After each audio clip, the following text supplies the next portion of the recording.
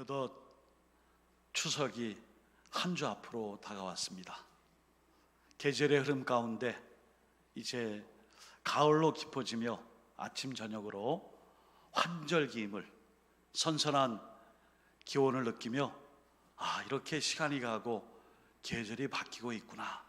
그러나 하나님의 말씀은 희족여일하고 푸른 마르고 꽃은 시들고 계절의 깊이가 되어 갈수록 하나님의 말씀은 늘 변치 않는 그 말씀을 통해 오늘도 예배 드리시고 하나님께 모든 것을 맡기실 때에 은혜와 사랑으로 하나님이 복내려 주시고 힘 주시기를 예수님의 이름으로 축원드립니다. 아멘. 오늘 이사야 41장 8절에서 13절의 말씀을 통해 땅 끝에서 모퉁이에서부터 너를 부르고, 이런 제목으로 본문의 말씀을 또 중심으로 함께 은혜를 나누고 증거 선포하겠습니다. 성경 66권에는 많은 사람이 등장하고 또 많은 사람들에게 이름이 있어요. 솔직히 여기 계신 분 가운데 자기 이름을 자기가 지어서 이미 이름을 가지고 자기가 지으신 분들은 한 분도 안 계실 거예요. 부모님이 지어주셨든지 아니면은 할아버지 할머니가 지어주셨든지, 하여튼 어떤 의미와 그리고 이 아이에 대한 기대와 바람으로 이름을 지어주셨어요. 다 의미가 있어요. 마찬가지로 성경에 등장하는 사람들의 이름에는 각각 중요한 의미를 담고 있습니다. 자, 먼저 오늘 본문 이사야 41장 8절에 보시면은 하나님을, 나라인 이스라엘을 야곱아 이렇게 부르고 계십니다. 이사야 40장 8절에 나의 종 너 이스라엘아 해놓고 내가 택한 야곱아 나의 벗 아브라함의 자손아 이렇게 부르고 계세요. 하필 근데 야곱이에요. 여러분, 야곱이란 이름의 뜻, 이삭의 아들로 속이는 자, 거짓말하는 자, 회방하는 자, 남의 등을 치는 자, 아주 부정적인 이름의 뜻을 가지고 있습니다. 그런데 여기서 야곱아 부르실 때에는 이삭의 아들, 이 야곱이 아니라 통일된 하나의 국가인 이스라엘 국가를 부르는 명칭입니다. 또한 남쪽 유다만을, 남유다만을 가르칠 때 북이스라엘과 남유다가 분열된 이후에 남유다를 가르칠 때에 야곱아 이렇게 지칭을 했습니다. 그 이름이에요. 그리고 북쪽은 이스라엘만을, 북쪽은 사마리아 또는 에브라임 이렇게 불렀죠. 그러므로 성경에 나타나 있는 이름들은 첫 번째, 하나님과 우리 사이에 특별한 관계를 뜻합니다. 이름이 다 하나님과 우리 사이에 아주 중요한 의미를 갖고 있어요. 혹시 성경을 읽으시다가 이런 이름도 있었네 하고 눈에 띄는 이름들 중에 한 가지만 소개하겠습니다. 우리 교회도 이제 10월 되면은 결혼하는 젊은 청년들이 있어갖고 이런 생각이 좀 들었어요. 헵시바와 뷸라라는 이름도 있어요. 여러분, 뷸라는 좀 들어봤는데 생소할 수 있는데 헵시바란 말은 좀 들어봤을 거예요. 헵시바, 뷸라. 이사야 62장 4절에 이 역시도 이스라엘 국가예요. 이스라엘을 헵시바라, 뷸라라 이렇게 부르셨어요. 그냥 이스라엘 국가야 이렇게 불러도 되는데 부르신 이유가 있습니다. 이사야 62장 4절 다시는 너를 버림받은 자라 부르지 아니하며 다시는 내 땅을 황무지라 부르지 아니하고 오직 너를 헵시바라 하며 내 땅을 뷸라라 하리니 이는 여호와께서 너를 기뻐하실 것이며 내 땅이 결혼한 것처럼 될 것임이라. 아멘. 헵시바 뜻이 뭘까요? 스크린 한번 볼까요? 헵시바, 나의 기쁨이 그녀에게 있다. 결혼할 때에 신랑이 신부에게 건네는 말이었어요. 당신은 헵시바요. 당신은 나의 기쁨이에요. 나의 기쁨은 신부인 그대에게 있습니다. 이게 뭐예요? 헵시바예요. 그 다음에 뷸라는 결혼한 여자라는 뜻이에요. 이렇게 이스라엘을 언약 관계에서 하나님과 이스라엘 백성이 신랑 신부와 같은 관계를 통해 헵시바요 뷸라로 이렇게 이름을 뜻하여 부르는 경우도 있었어요.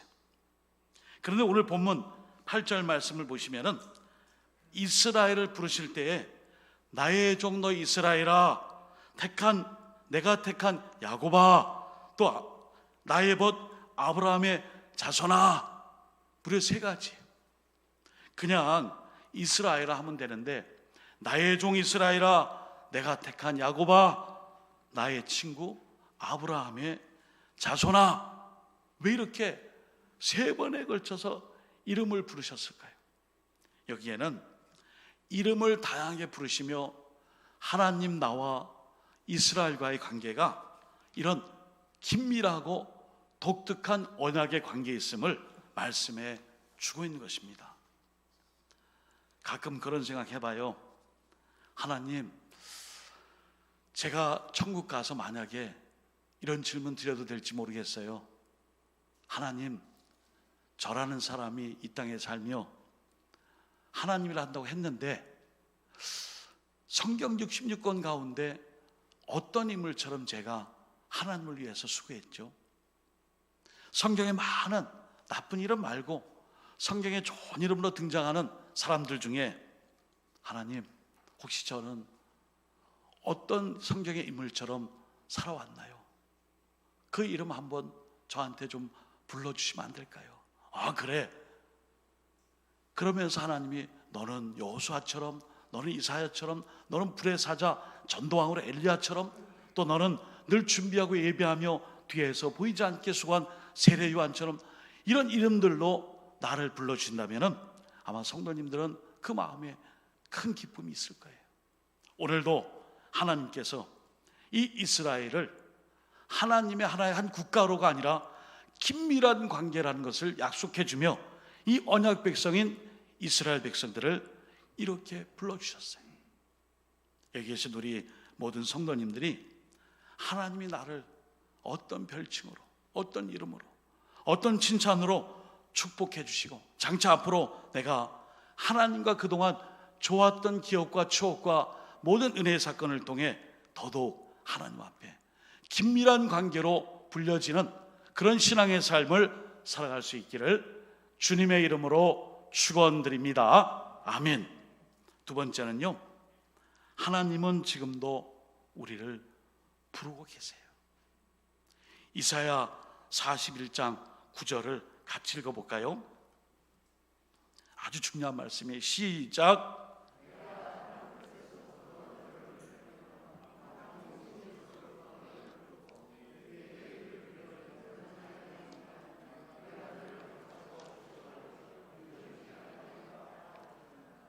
아멘. 오늘 설교를 준비하며 제목을 삼은 구절이 오늘 이사야 41장 9절이에요. 여기 보시면은 내가 땅 끝에서부터 너를 붙들며 땅 모퉁이에서부터 너를 부르고 이렇게 돼 있어요.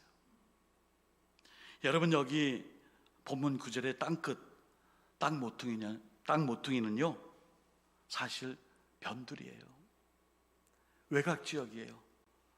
사람들이 찾지 않는 별 볼 일 없는 곳이에요. 그리고 이 땅 모퉁이는요 구석진 곳이에요. 사람이 없어요. 어두운 곳이에요. 그곳에서 너를 부르고 내게 이르시기를 너는 나의 종이라. 내가 너를 택하고 싫어하여 버리지 아니하였다라고 오늘 부름의 말씀으로 함께하고 계십니다. 여러분, 여기 땅끝 땅 모퉁이, 땅끝과 이 땅 모퉁이는요, 첫째는 말 그대로 물리적으로 먼 거리예요. 집이 어딘겨? 예, 집이 저기입니다. 아이고, 왜 이렇게 먼 거? 땅끝 같고만. 먼데요. 먼 곳이에요. 그리고 두 번째는 이스라엘 밖의 땅, 즉 이방인의 땅으로 이방 통치에 있는 그 땅이에요. 하나님의 영역이 아니에요.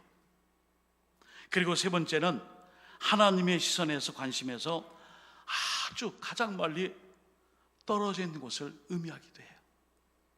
그런데 그 하나님께서 그런 장소인 땅 끝, 땅 모퉁이에서 꼭 집어서 말씀하신 것처럼 우리를 부르시고 계세요. 지금 이스라엘 백성의 영적 상황이 이런 땅의 지형과 위치와 관련이 깊어요. 땅 끝에 있어요. 땅 모퉁이에 있어요. 버려지고 포기할 것 같은 상황. 하나님은 그곳에 머물러 있는 사람들에게 말씀해 주셨어요. 내가 있는 곳이 땅 끝이냐, 땅 모퉁이냐, 구석진 곳이냐, 외진 곳이냐, 그곳에서 내가 너를 붙들어 주겠다. 너는 여전히 나의 종이다. 내가 널 잊지 않았다. 너는 나의 택한 백성이라는 사실을 나는 잊고 있지 않다. 나의 사랑은 지금도 변함이 없고 결코 너를 버리지 않았다. 그 말씀이에요. 오늘 그 말씀을 통해 이스라엘 백성들에게 새로운 소망을 주시는 말씀이 바로 9절 말씀, 땅 끝에서부터, 땅 모퉁이에서부터라는 이 말씀. 우리를 그런 곳에서조차도 내가 너를 잊지 않았다, 버리지 않았다, 내가 너를 사랑하고 있다, 이렇게 말씀을 주신 것입니다. 민수기 23장 19절입니다.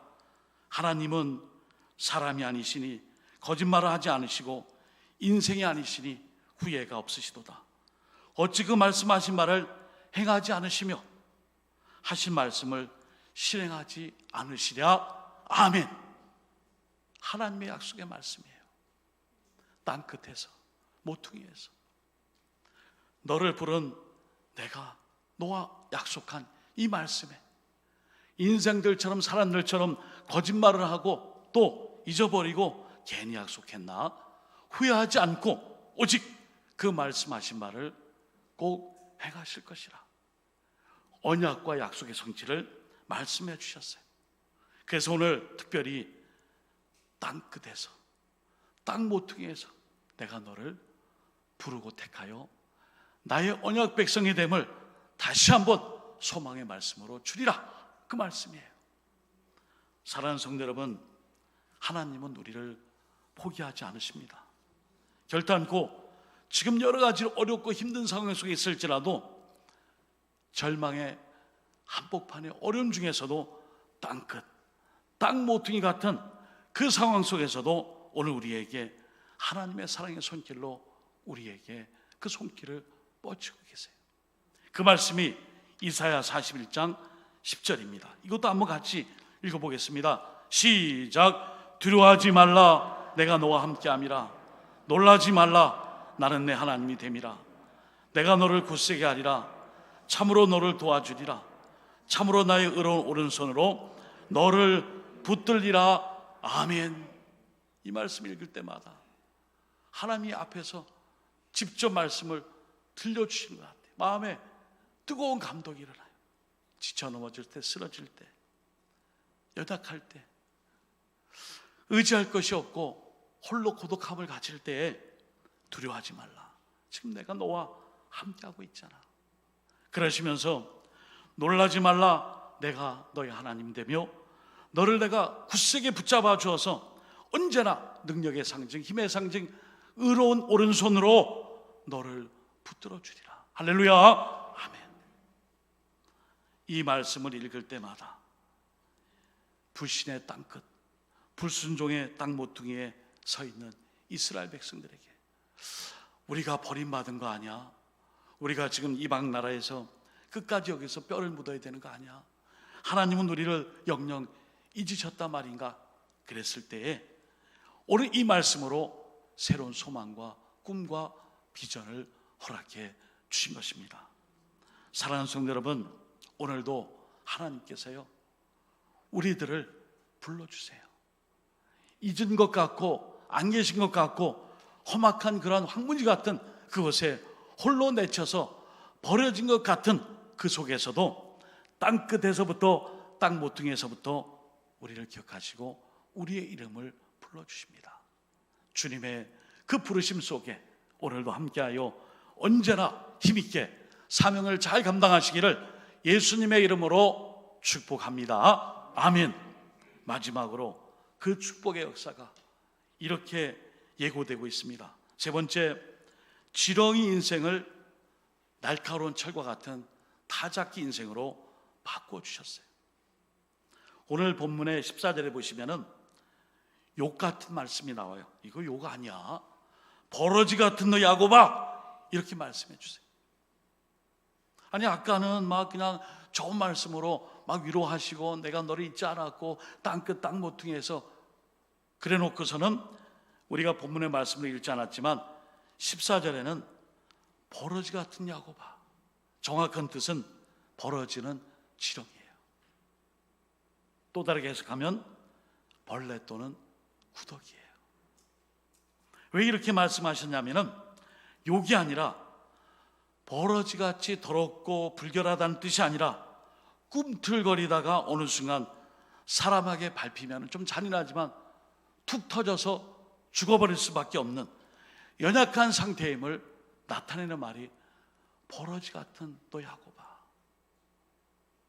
벌레 같은 구더기 같은, 꿈틀꿈틀해서 씹어보지만 사람에게 밟히면 그냥 터져 죽을 수밖에 없는 연약한 상태인 모습을 이렇게 표현했어요. 근데 이런 지렁이 버러지 인생을 15절에는 이렇게 하나님이 약속해 주세요. 보라, 내가 너로 이가 날카로운 새 타작기로 삼으리니 내가 산들을 쳐서 부스러기를 만들 것이며 작은 산들을 겨같이 만들 것이라. 아멘.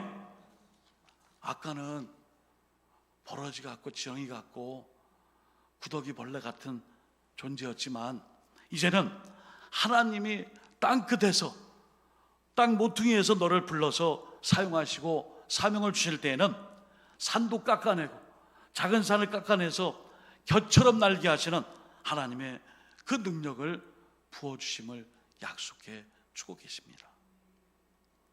그 쇠타자기가 얼마나 강한지 산도 부쉈습니다. 산을 겨같이 날려버렸어요. 강력한 타작기, 우리 각자를 이렇게 엄청난 능력자로 하나님께서 바꾸어서 하나님의 큰 일을 감당할 수 있도록 사명으로, 일꾼으로 우리를 만들어 주신다는 그 말씀이에요. 바꿔 말하면은 지렁이처럼 일순간에 순식간에 터져 죽는 그 인생을 부르셔서 우리를 다시금 땅끝으로 그리고 땅 모퉁이로 파송케 하시는 하나님이세요. 이 말씀을 묵상하며 참 은혜로운 게 그거예요. 땅끝 땅 모퉁이 관심 없어요. 변두리 가지 않아요. 그곳은 별로 사람이 찾지 않는 곳이에요. 그러나 사명자는 지금의 지렁이 같고 벌레 같은 이런 미천한 모습으로 그곳으로 파송받는 것이 아니라 철 타작기처럼, 이 타작기처럼 바꿔져서 땅끝을 하나님의 땅으로, 땅 모퉁이 구석진 곳을 하나님의 옥토로 바꾸는 일에, 불도저처럼 그것을 새롭게 바꾸는 일에 우리를 부르시고 계세요. 그러므로 오늘도 우리가요, 하나님께서 우리 모두를 더 이상 지렁이가 아닌 세상이 감당치 못하는 하나님의 용사로 만들어 주시기를 주님의 이름으로 축원드립니다. 아멘. 오늘 여전히 코로나19 속에 또 이 일로 인한 어려움 속에 살아가고 있습니다. 그러나 우리는 땅끝 같고 땅 모퉁이 같은, 오죽하면 사도 바울이 저의 소원은 땅끝에 가서 죽는 것입니다. 땅끝 서바나 스페인까지 가서 복음을 전하고 죽겠습니다, 고백했습니다. 사도 바울도 결국에는 로마에 가서 복음을 전하다가 결국에는 목이 잘려 순교를 했죠. 오늘도 하나님께서는 연약한 것 같으나 강하게 하시고 나의 이 약함을 아시는 주님이 담대함을 통해 지렁이 같은 인생을 이런 철 타작기 같은 모습으로 큰 일을 감당할 수 있도록 바꿔주심을 꼭 믿으시고, 이 소망 가운데 지금 어렵고 힘든 시간들이 지나가고 있고 또한 계절도 변하고 있습니다. 그렇다고 우리의 믿음조차도 자꾸 후퇴하고 또 연약해지는 것이 아니라 말씀 붙잡고 의지하여 오늘도 나의 이름 불러주시고, 땅 모퉁이 땅끝에 존재할지라도 나를 찾아주시고, 그 찾아주시는 하나님의 소명으로 능력 주셔서 작게는 우리의 삶, 주변, 우리 노원교회, 지역, 이웃, 민족 이 역사를 위해 하나님 앞에 땅끝으로부터 부름받고 땅 모퉁이에서부터 부름받은 사명자의 그 삶을 살아갈 수 있기를 주님의 이름으로 부탁드립니다. 아멘. 잘 감당하는 충성된 일꾼 되시기를 주님의 이름으로 축복합니다. 아멘. 기도하겠습니다. 하나님, 땅끝에 있고 땅 모퉁이에 있는 저를 아세요? 저를 부르셨어요? 저 맞습니까? 그렇습니다. 하나님, 불러주심에 감사하고 사용해 주심에 감사하고 도구로 쓰임받게 하심에 감사를 드립니다. 특별히 이름을 불러주시고 관계성을 갖게 하셔서 이스라엘아가 아니라 야곱아, 아브라함의 자손아, 나의 친구 아브라함처럼 너도 또한 내가 너를 이런 다양한 별칭으로 너를 부름으로 관계를 잊지 않고 있다 상기시켜 주셨습니다. 오늘도 누구누구 아무개야 부르실 때에 하나님과의 특별한 관계를 꼭 기억하고 또 내가 처한 이 상황에서도 하나님 잊지 않고 찾아오셔서 불러주시니 또한 감사를 드립니다. 한 번 더 간구합니다. 지렁이 같고 벌레 같고 구더기 같은 인생일지라도 하나님의 의로운 오른팔의 손에 도와주심과 굳게 하나님께서 붙으실 때에 철 다잡기처럼 하나님께서 큰 산 작은 산을 다 부수고 깨뜨려서 바람에 날리는 겨처럼 다 만들어주시는 하나님의 능력을 의지하고 새로운 한 주간, 새로운 계절, 그리고 또한 우리의 삶의 자리가 하나님의 힘있는 충성된 능력 있는 일꾼으로 끝까지 쓰임받을 수 있도록 이끄실 줄 믿고 예수님의 이름으로 축복하오며 간절히 기도드립니다. 아멘.